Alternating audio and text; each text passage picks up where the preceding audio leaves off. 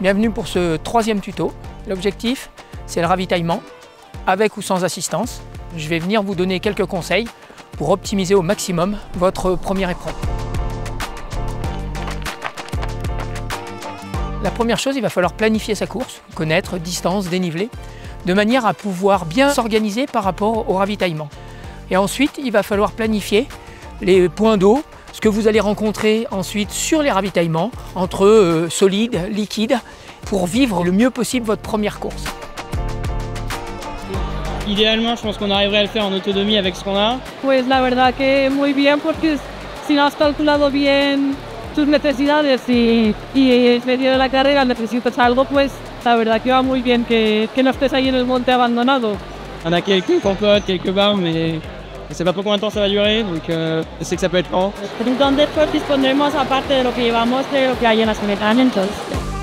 Il faut vraiment penser à se ravitailler régulièrement. Et s'hydrater est très important. Pensez régulièrement à boire pour éviter la déshydratation. Aussi, les conditions climatiques peuvent changer la donne. Au niveau de température, vous vous retrouvez à devoir vous adapter à la chaleur, donc à boire plus, à manger peut-être plus s'il fait froid. Il faut vraiment en tenir compte de manière à ce que vous ayez assez d'hydratation et de nutrition tout du long.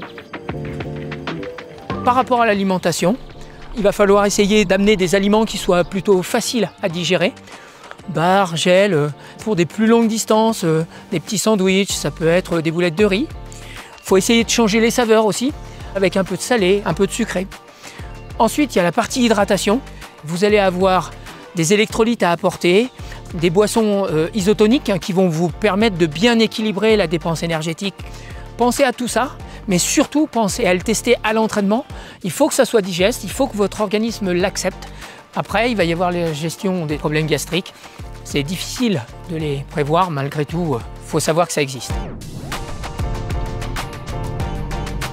Vous allez vous organiser avec vos équipes d'assistants, ce que vous attendez, ce que vous ne souhaitez pas sur les ravitaillements, de manière à être le plus efficace possible. Ensuite, personnellement, j'utilisais une veste de couleur de manière à retrouver mon ravitailleur assez rapidement. Maintenant, à vous de choisir et à vous de mettre en place ce que vous souhaitez. Et après, il vous faut bien préparer en amont les petites caisses, bien notées, que les ravitailleurs ne cherchent pas. Boissons, nourriture, aussi bien que du change. Ça peut être la lampe frontale si vous faites une course de nuit. Et pensez à ne rien oublier, pas à rester trop longtemps. Essayez d'optimiser au maximum. Et enfin, vos assistants sont là aussi pour vous soutenir moralement dans les moments où vous allez être un petit peu plus dans le dur.